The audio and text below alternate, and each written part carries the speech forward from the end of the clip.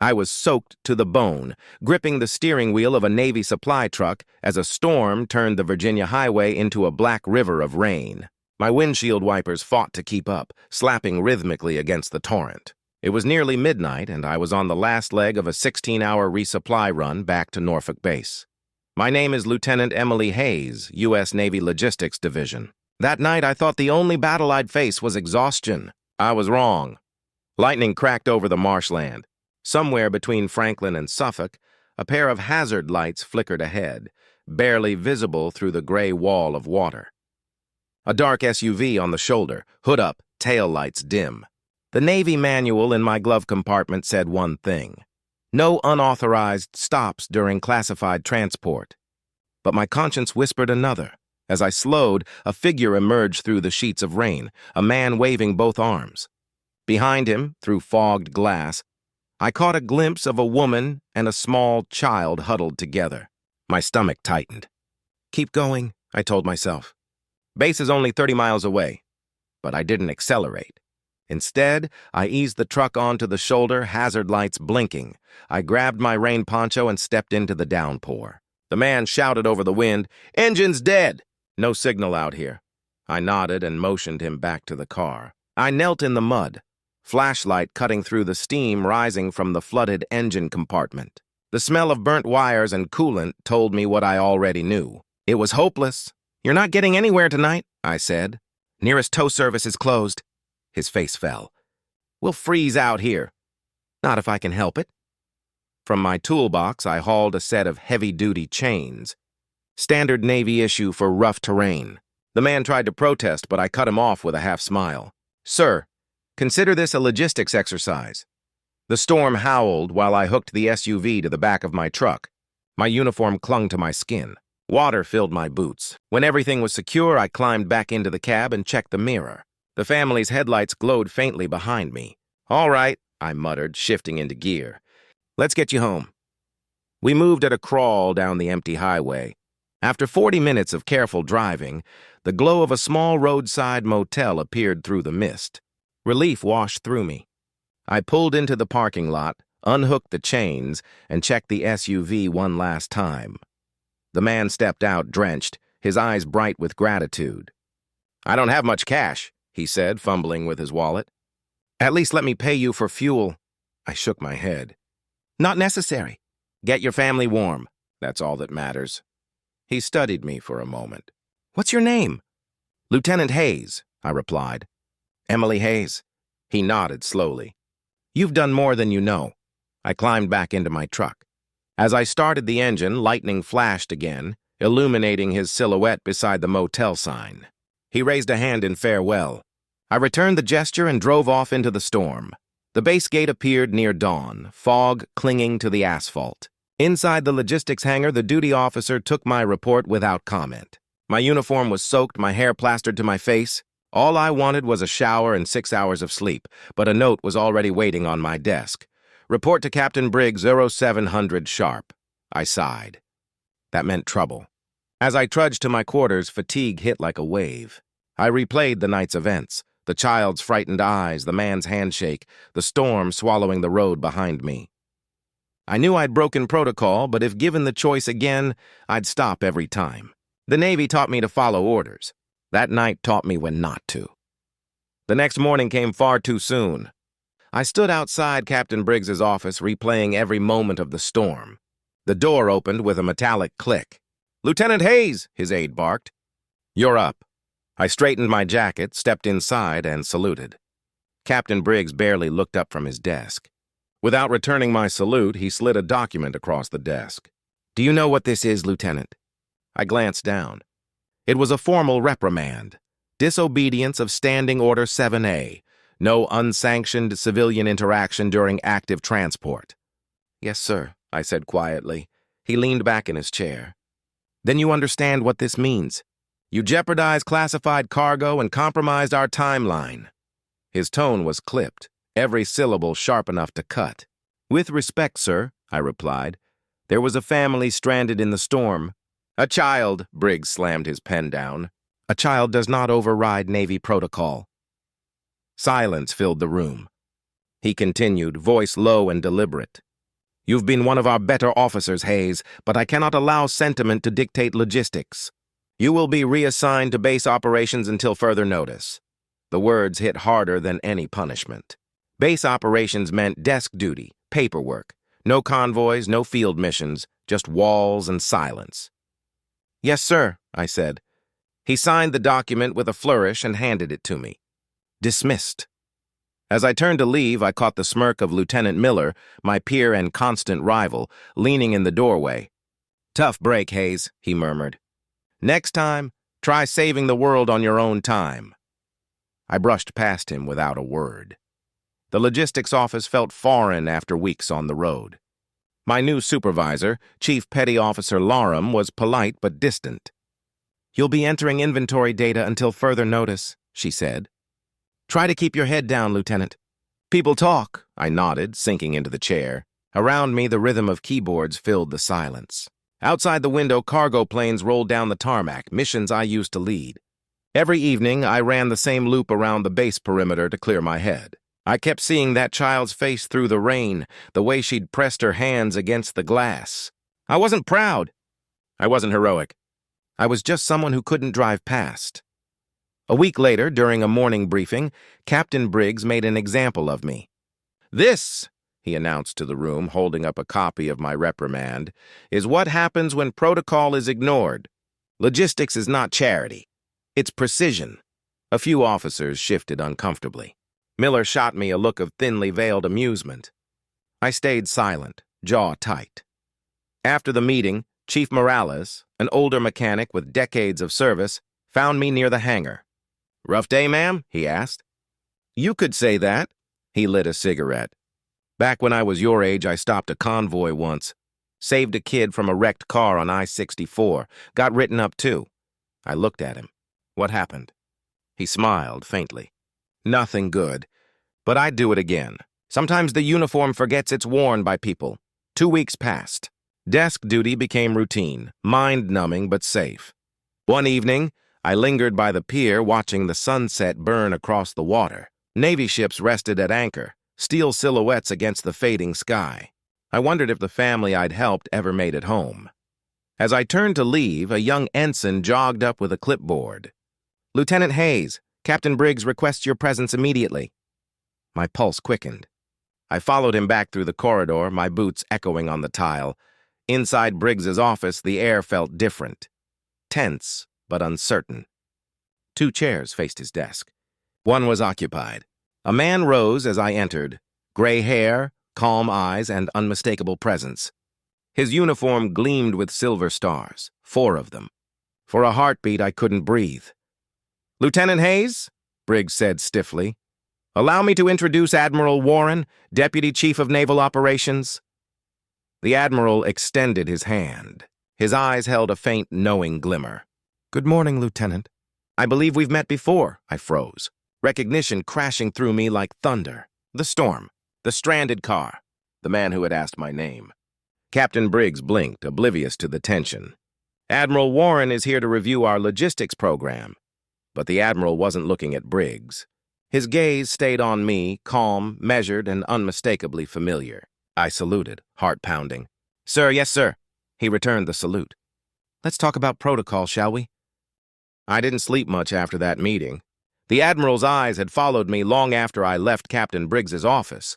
Steady, unreadable, yet strangely kind.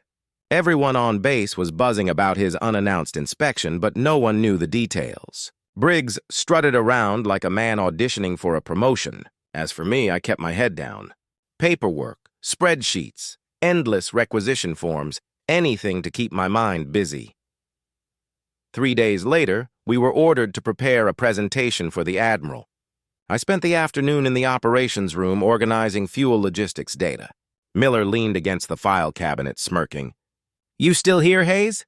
Thought you'd be discharged by now. I didn't answer. Guess crying in a storm doesn't get you a medal after all. I kept typing, calm, steady. Some medals don't need metal, I said quietly. That night I walked down to the docks. The sky was clear for once. Stars reflected on the still water. I thought about my father, a Navy chief before he retired. He used to tell me that real service wasn't about applause. If you follow every rule without thinking, you're just a uniform, he'd said. But when you follow what's right, you're a sailor. Morning came with sharp sunlight.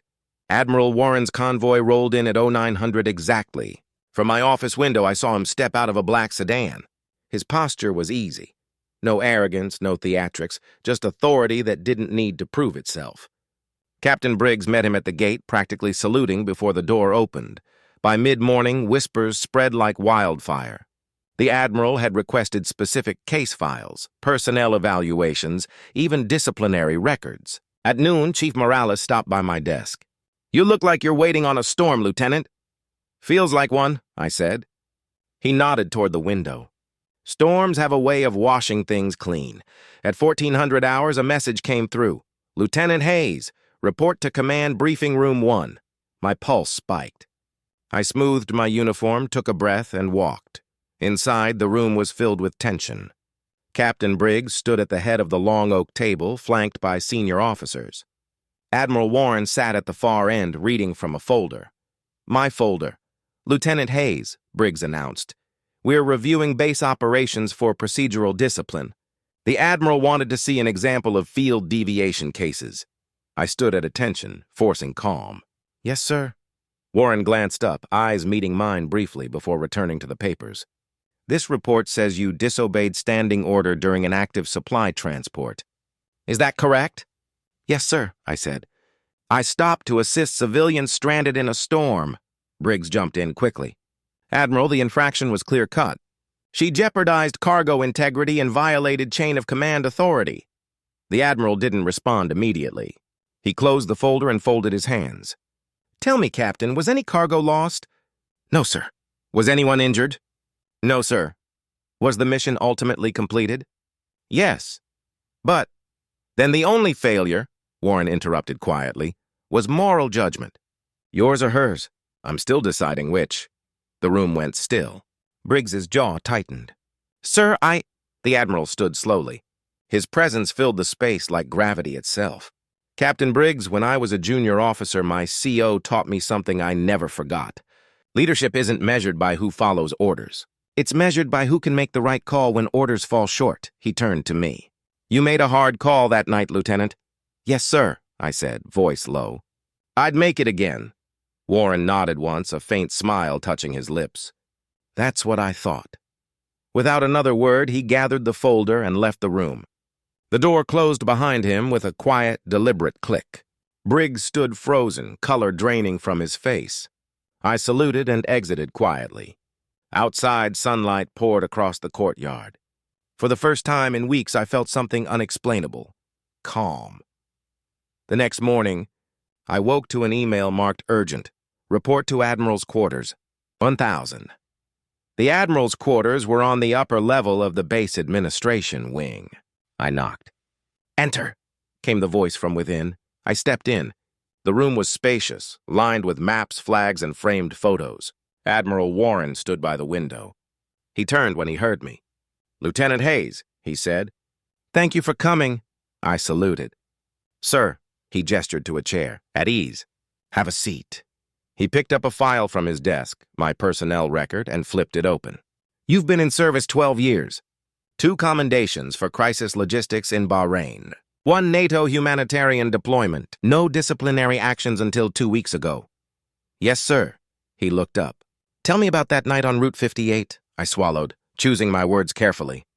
"There was a family stranded in the storm, sir. A man, his wife, and their child.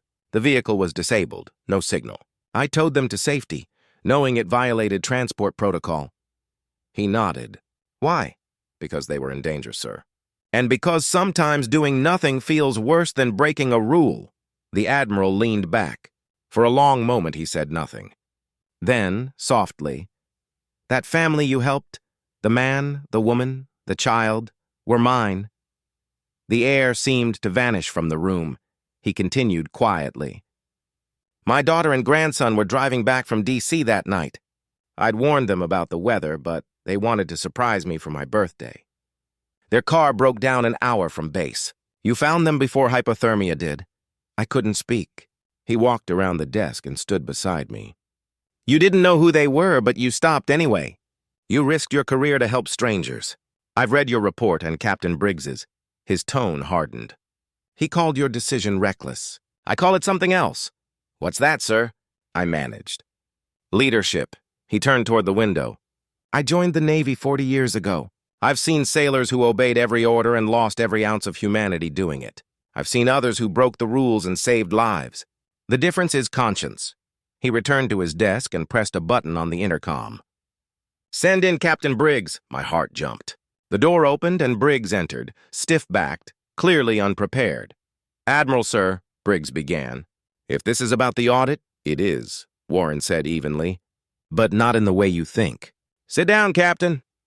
Briggs obeyed, tension visible in every line of his jaw. The Admiral folded his arms. Captain, 2 weeks ago one of your officers disobeyed a protocol to save 3 lives, one of whom happens to be my daughter. You reprimanded her, reassigned her, and publicly humiliated her in front of her peers. Briggs stiffened. Sir, my actions were within regulation.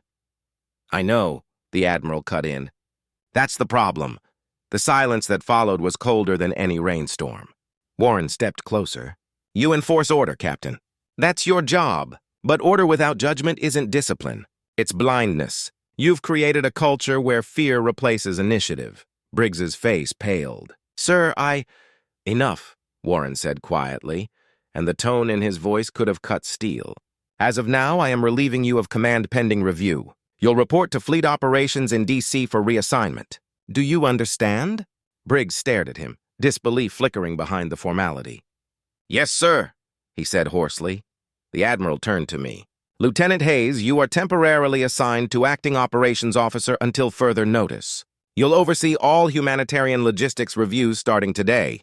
Sir, I said, stunned. He smiled faintly. Consider it restitution. I want your instincts guiding this base. For the first time in weeks, my chest loosened. I saluted sharply. Yes, sir. Warren returned the salute. Good. And Hayes, thank you. You didn't just save my family. You reminded me what the word honor is supposed to mean. By noon, the whole base knew Captain Briggs had been relieved of command. That afternoon, I was called to the command briefing room again. Admiral Warren was already seated. When he looked up, his expression was calm, almost reflective. Sit down, Commander Hayes, he said. The word stopped me. Sir? He smiled faintly. Temporary promotion. It'll be formalized soon enough. For now, consider it an order. I sat. My heart thudded once hard. Thank you, sir. He folded his hands. I've spent the morning reviewing this base's entire operational record. The numbers look fine, but the morale doesn't.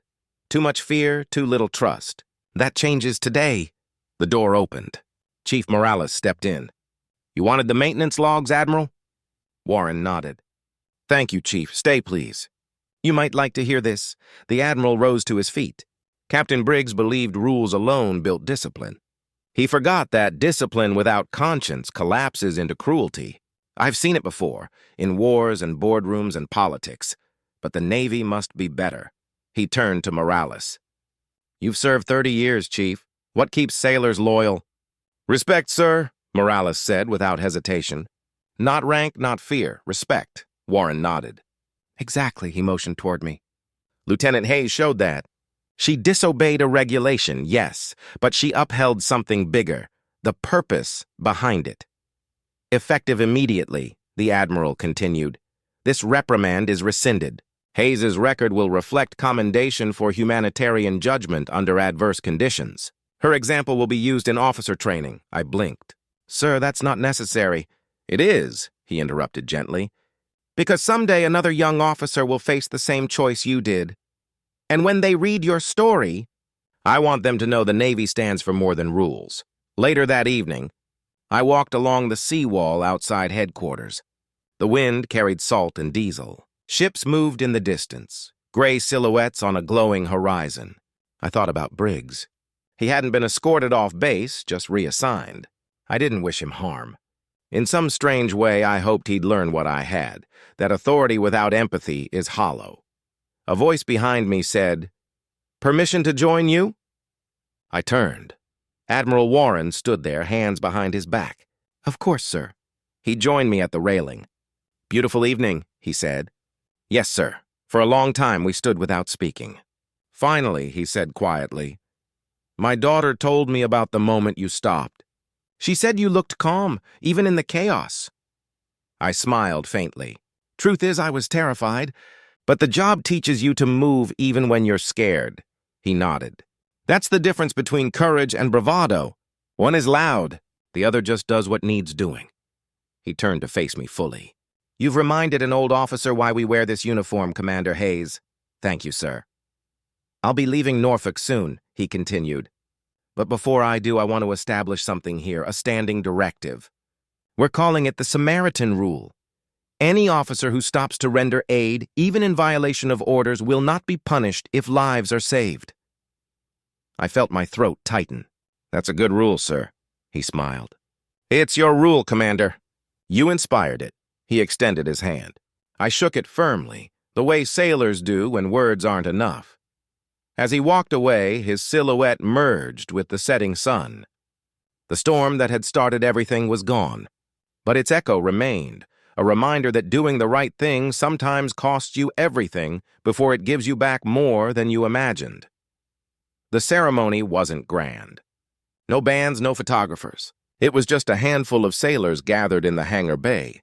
Still, my hands trembled as I stood at attention before Admiral Warren. The Admiral stepped forward holding a small velvet box.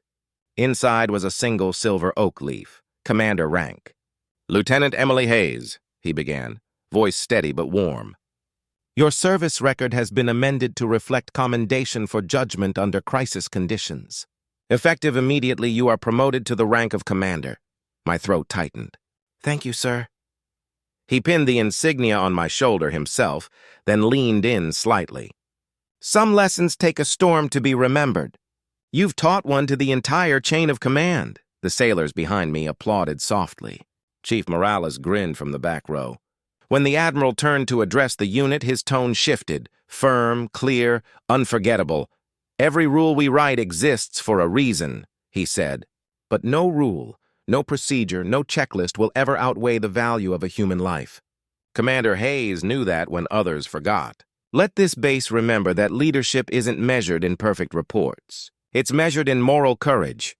For a long, reverent moment, silence filled the hangar. After the ceremony, sailors came up one by one to shake my hand.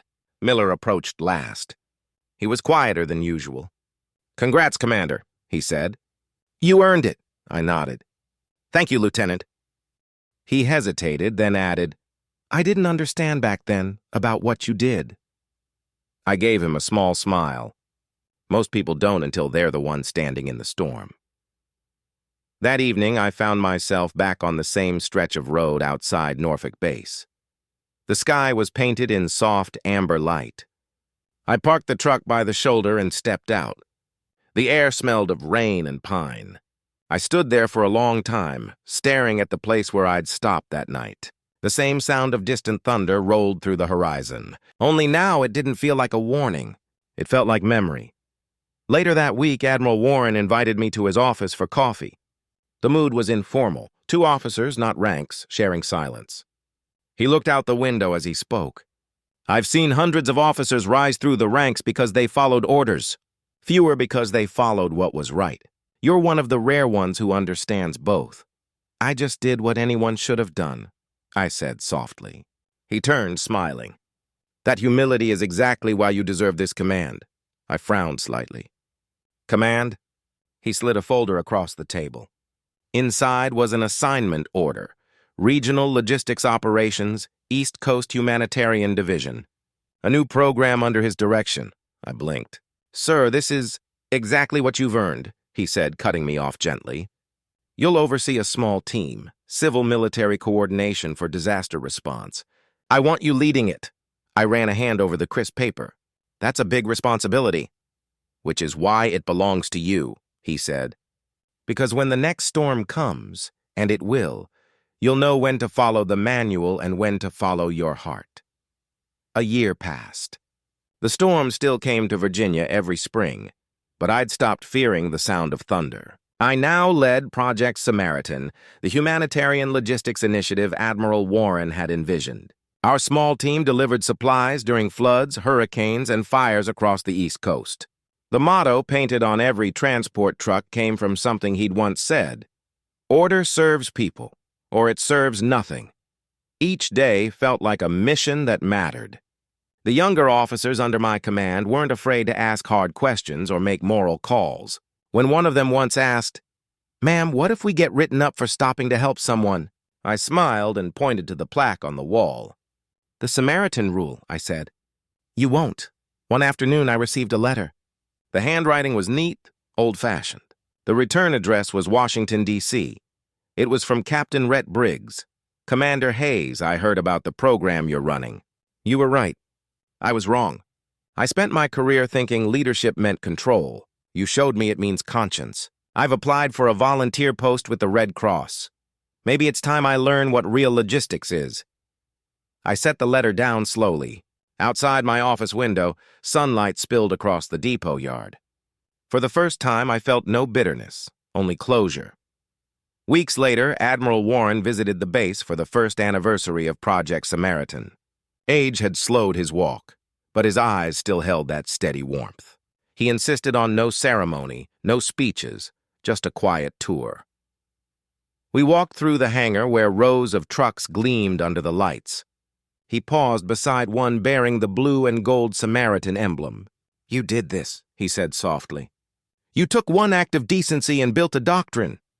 I shook my head. "You did, sir." "I just followed the map you drew." He chuckled. "Maps are useless without someone brave enough to drive the road." We ended up by the pier, watching the sun sink beyond the horizon. The air was still, the water turning molten gold. "I sometimes wonder," he said, "how many people pass through life never realizing they already made their greatest difference in a single small moment." I looked at him. That night on Route 58, I wasn't thinking about difference. I just saw a family who needed help. "And that," he said, "is exactly why it mattered." We stood there in silence. Then, in that low, gravelly voice that carried the weight of 4 decades of service, he added, "The Navy runs on rules, Commander, but it survives on people like you." I wanted to thank him, but the words caught in my throat. So I did what felt right.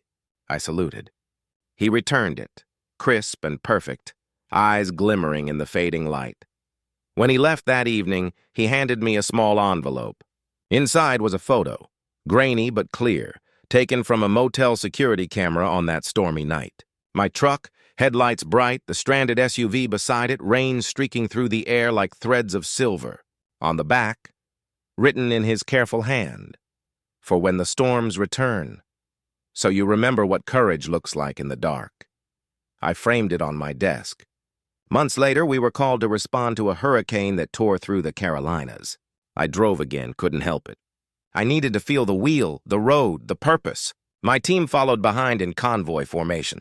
Roads were flooded, power lines down, homes half submerged. When we reached the first shelter, an old woman took my hand and said, "You came for us when no one else did."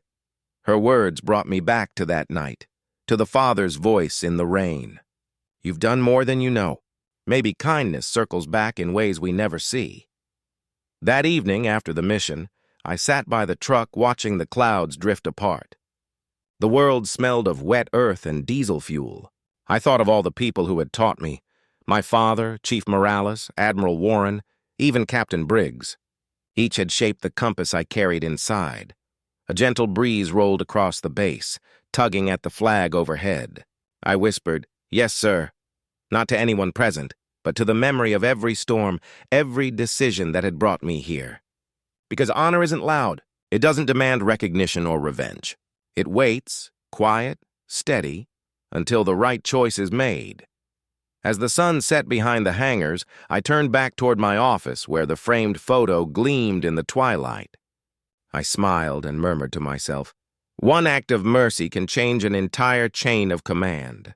Then, with the same calm resolve that had once made me stop on Route 58, I picked up my pen and signed the next mission order.